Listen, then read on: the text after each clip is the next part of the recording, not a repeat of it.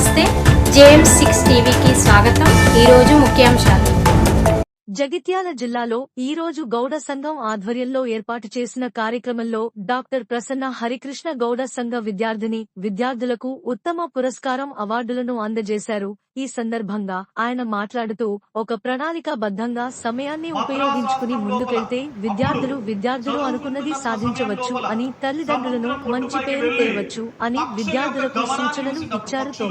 90% సాధించిన విద్యార్థులకు అవార్డులు మరియు బహుమతులు అందజేశారు. ఏం గమనించావు అని చెప్పేసి అడిగితే, పక్షుల యొక్క వింగ్స్ ఏ విధంగా కొట్టుకుంటున్నాయో ఎక్స్ప్లెయిన్ చేశాం.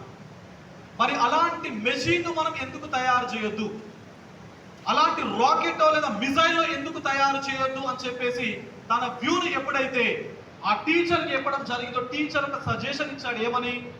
నీ ఇంట్రెస్ట్ ఏదైతే ఉందో దానిపైన మాత్రమే నువ్వు వర్కౌట్ చేయి, అందులో అద్భుతాలను నువ్వు ఆవిష్కరించే అవకాశం ఉంటుంది. నీకు ఇంట్రెస్ట్ లేకుండా ఏ రంగం లోపలికి వెళ్ళినా దానివల్ల వచ్చేది వెనకకి చూసుకుంటే ట్యాబ్యులర్ రస మాత్రమే అని చెప్పేసి చెప్పింది. What is tabula rasa? What is the literal meaning of tabula rasa? So basically ట్యాబ్యులర్ రస అనేది ఒక సైకలాజికల్ వర్డ్. అది ట్యాబ్యులర్ రస అంటే ద అన్రిటెన్ బోర్డ్. మనకి బ్లాక్ బోర్డ్ ఉంటుంది కదా, బ్లాక్ బోర్డు పైన ఏమీ రాయలేదు అనుకోండి, దాన్ని మనం టెక్నికల్ గా సైకలాజికల్ గా ట్యాబ్యులర్ రస అని చెప్పేసాం. అంటే అర్థమేంటి?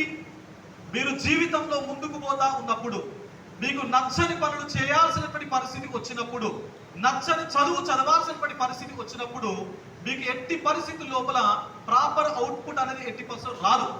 మరి రాకపోతే మొత్తం వెనకకి చూసుకుంటే ఏమీ ఉండదు. అంటే దాన్నే మనం జనరల్ గా ఏ విధంగా ట్రీట్ చేశారు వాళ్ళ గురువు అంటే ట్యాబ్యులర్ రస అని చెప్పేసి ఉన్నారు.